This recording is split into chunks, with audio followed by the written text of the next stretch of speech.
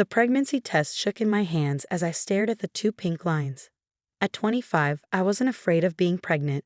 I was afraid of telling my traditional Asian family that the father was Alexander Wu, heir to the Wu global enterprise. Olivia. My mother's sharp voice cut through my thoughts. Come downstairs now. Your cousin May has something to tell us about you. My heart sank. May had seen me leaving the private hospital yesterday after my first prenatal appointment. Alexander had insisted I use his family's private medical facility, but I should have known May, who worked as a receptionist there, would spot me. I descended the stairs of our modest suburban home to find my entire family gathered in the living room. Mom, Dad, my younger brother Kevin, and cousin May, who wore a self-righteous expression that made my stomach turn.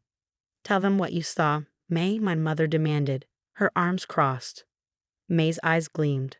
I saw Olivia at Wu Memorial Hospital yesterday. She was in the maternity ward. She paused dramatically. She's pregnant. The room erupted in chaos. My mother started wailing, my father's face turned purple, and Kevin just stared at me in shock. Is this true? My father demanded. I lifted my chin. Yes, I'm pregnant.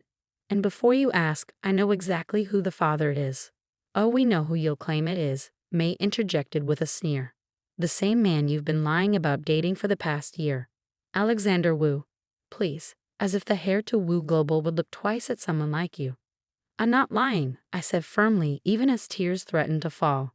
Alexander and I met at the charity gala where I was coordinating the event. We've been together for a year. Enough. My father slammed his hand on the coffee table. No more lies. First, you waste your business degree working as an event planner instead of joining the family restaurant. Now you make up stories about dating one of the richest men in Asia. Dad, please, I reached for my phone. Let me call Alexander. He'll explain everything. May laughed. What, you'll call some random number and have one of your friends pretend to be him? My mother, who had been quietly crying, suddenly stood up. I saw you having lunch with that delivery boy from the restaurant last week. He's probably the real father, isn't he? You're just trying to cover your shame with these ridiculous stories. My heart clenched. She'd seen me with Tommy, Alexander's personal assistant, who had been delivering documents about the new charitable foundation Alexander and I were setting up together. Mom, that wasn't. Enough, my father roared. Either tell us the truth about the father or get out. I straightened my spine, one hand protectively covering my still flat stomach. I am telling the truth. Alexander Wu is my baby's father. We've been keeping our relationship private because of his family's high profile and some sensitive business deals. G-out-t, my father's voice thundered. I won't have a liar under my roof. No daughter of mine would make up such dishonorable stories. My mother grabbed my arm, pulling me toward the door. Pack your things. Until you're ready to tell us the truth, you're not welcome here.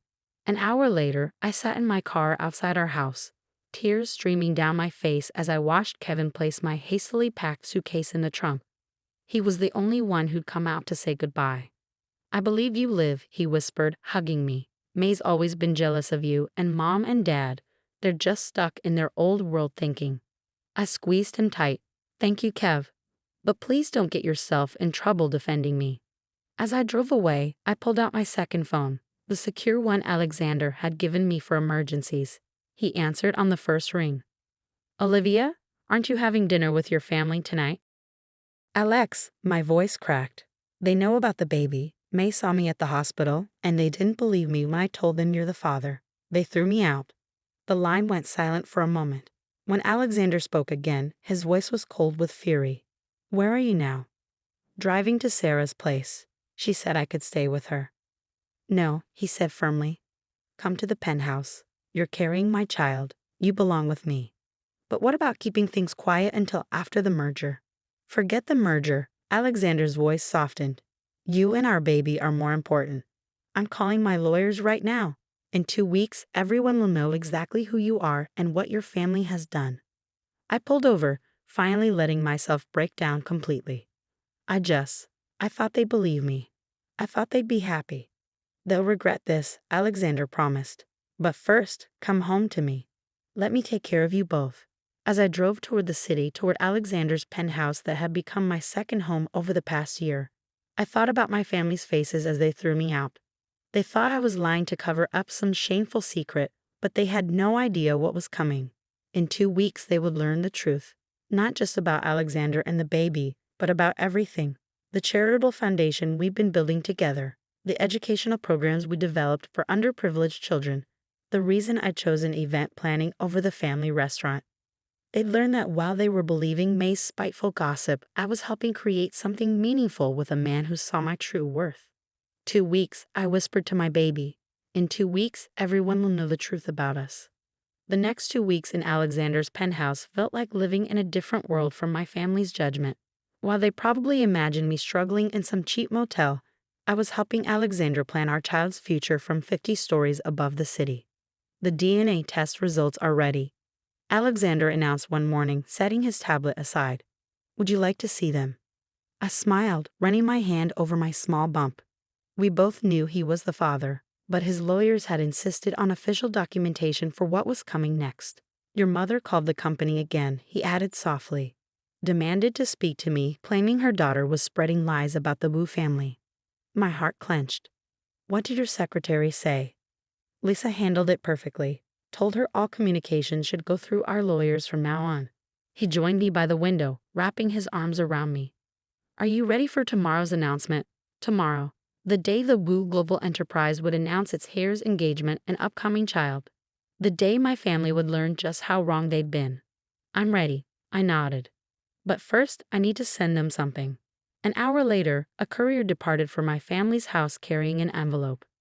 Inside was a formal invitation to the Wu Global Enterprises annual charity gala, along with a simple note.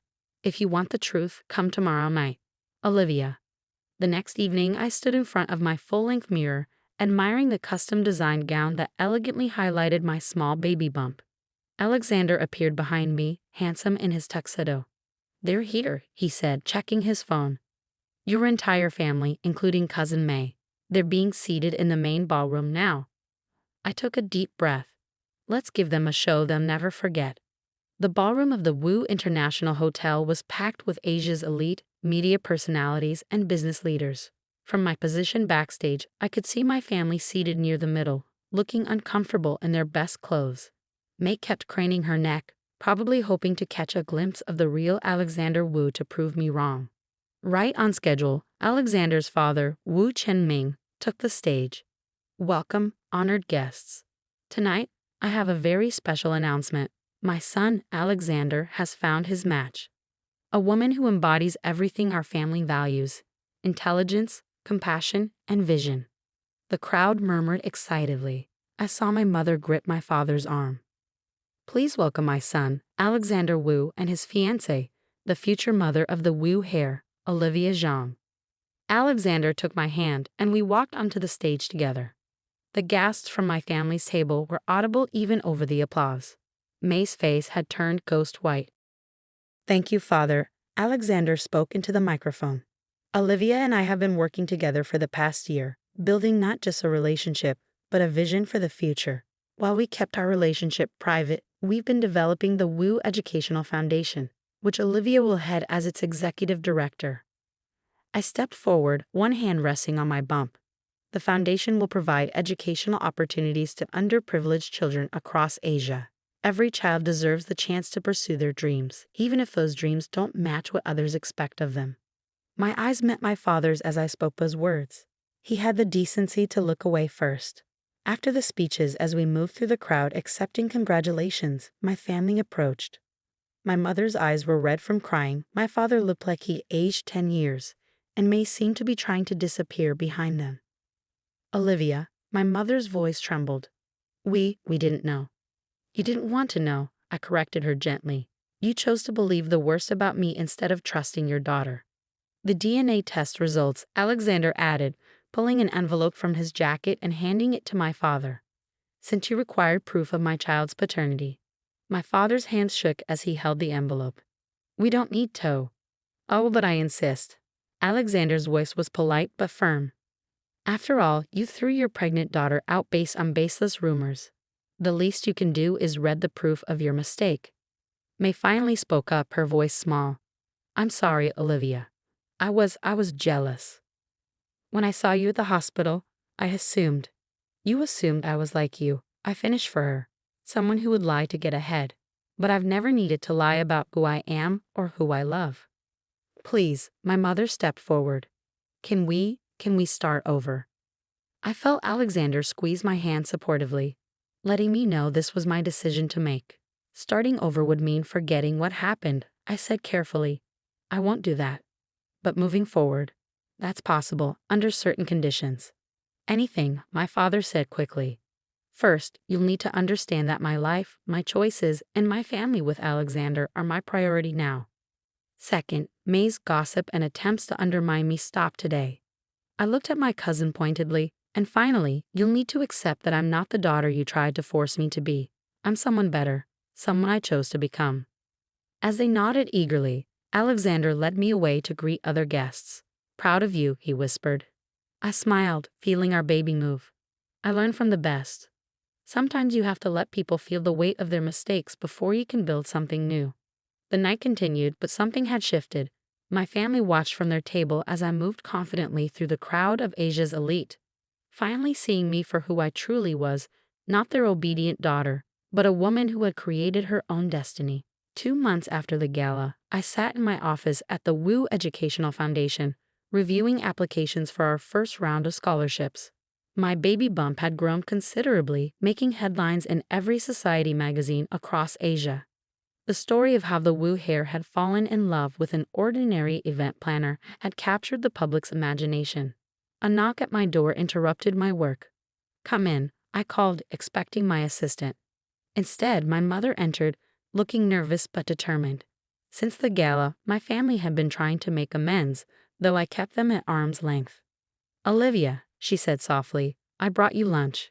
She held up a bag from our family restaurant, your favorite dumplings. I smiled slightly, remembering countless childhood meals. Thank you, Mom. You can set it on the desk. She placed the bag down but didn't leave. Instead, she looked around my expansive office, taking in the floor-to-ceiling windows, the elegant decor, and the wall of awards the foundation had already received. This is all yours? She asked, wonder in her voice. Alexander gave me full control of the foundation. I explained. But everything we've achieved, that's because of the work we're doing, not the Wu name. Mom nodded, then suddenly burst into tears. I'm so sorry, Olivia. When I think about how we treated you, I sighed, hormones making my own eyes water. Mom, please sit down. This isn't good for either of us. She took the visitor's chair, wiping her eyes. Your father and I, we were so focused on our own plans for you that we couldn't see you had better ones for yourself. Is that why you're here? I asked gently. To apologize again? No, she straightened up. I'm here because your father and I want to donate the restaurant to the foundation, for your education program. I stared at her stunned. The restaurant had been in our family for 3 generations. We wanted to become a training facility, she continued, to teach culinary skills to underprivileged youth. Your father, he realizes now that forcing children into family businesses isn't right. Everyone should choose their own path.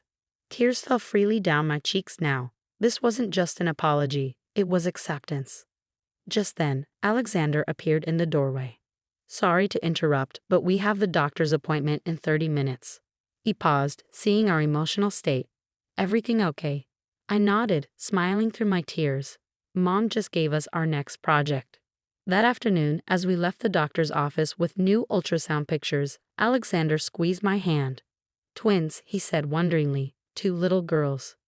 2 little girls who will never be told their dreams are too big, I added firmly.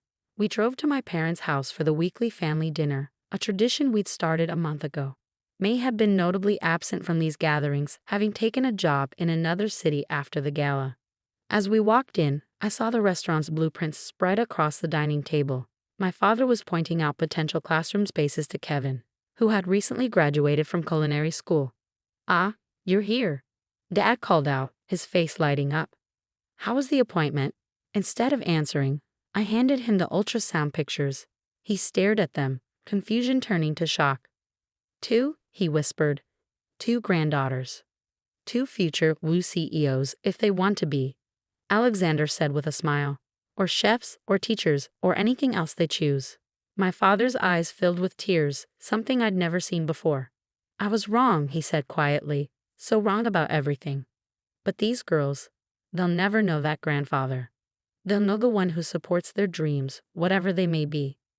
Later that evening, as we all sat around the dinner table, I watched my family interact with Alexander, discussing plans for the restaurant's transformation, debating baby names, and arguing good-naturedly about which twin would be born first. "What are you thinking?" Alexander whispered, noticing my thoughtful expression. "About how different this is from 2 months ago," I replied. "About how sometimes people can surprise you if you give them the chance to be better." He placed his hand on my bump, feeling one of our daughters kick. "They needed to learn their lesson first. You taught them that." "We taught them that," I corrected him, "by being true to ourselves, even when no one believed in us." My mother called for our attention, raising her glass of tea. "To Olivia and Alexander, and to our granddaughters. May they grow up knowing that their dreams are valid, their choices are their own, and their family will always support them." "Always," my father echoed firmly. As everyone clinked glasses, I caught Kevin's eye.